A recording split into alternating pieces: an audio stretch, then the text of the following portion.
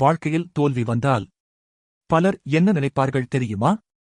என் வாழ்க்கை இங்கேயே முடிந்துவிட்டது என்று. ஆனால் உண்மையில் தோல்வி என்பது முடிவு அல்ல, அது வெற்றிக்கான ஒரு புதிய தொடக்கம்.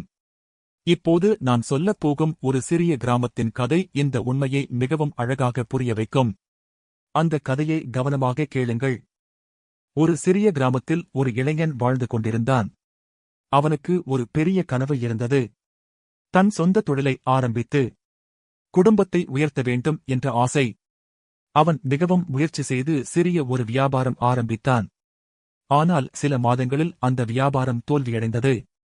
அவன் சேமித்து வைத்திருந்த பணம் எல்லாம் ஆல்மோஸ்ட் முடிந்துவிட்டது. கிராமத்தில் சிலர் அவனை பார்த்து சிரித்தார்கள். நாங்கள் முன்னாடியே சொன்னோம், இது உன்னால முடியாது என்று பேசினார்கள். அந்த வார்த்தைகள் அவனுடைய மனதை மிகவும் காயப்படுத்தின.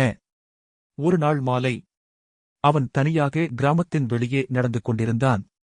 அப்போது அவன் ஒரு காட்சி பார்த்தான். ஒரு தொழிலாளி ஒரு பெரிய கல்லை உடைக்க முயற்சி செய்து கொண்டிருந்தான்.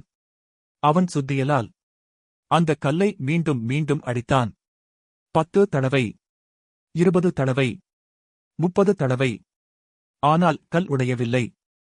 அதை பார்த்த இளைஞன் நினைத்தான், இவ்வளவு முயற்சி செய்தும் இந்த மனிதன் ஏன் நிறுத்தவில்லை?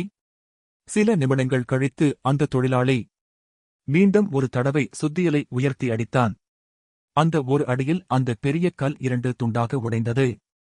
அதை பார்த்த அந்த இளைஞன் ஒரு முக்கியமான விஷயத்தை புரிந்து கொண்டான். அந்த கல்லை உடைத்தது அந்த கடைசி அடியல்ல, அதற்கு முன் இருந்த அனைத்து அடிகளும்தான். அந்த நாள் அவன் புரிந்து கொண்டான், வாழ்க்கையில் வரும் தோல்விகள் நம்மை நிறுத்துவதற்காக இல்லை, நம்மை வெற்றிக்காக தயார் செய்யதான். அடுத்த நாள் முதல் அவன் மீண்டும் முயற்சி செய்ய ஆரம்பித்தான். சில ஆண்டுகள் கழித்து அவன் அந்த கிராமத்தில் ஒரு வெற்றிகரமான மனிதனாக மாறினான். அதனால் நண்பர்களே, வாழ்க்கையில் தோல்வி வந்தால் அதை முடிவாக நினைக்காதீர்கள். அது வெற்றிக்கு முன் வரும் ஒரு பயிற்சி மட்டுமே. இந்த கதை உங்களுக்கு பிடித்திருந்தால் ஒரு லைக் கொடுக்கவும். இன்னும் இப்படிப்பட்ட கதைகளுக்கு எங்கள் சேனலை சப்ஸ்கிரைப் செய்யவும். உங்கள் கருத்தை சொல்லுங்கள்.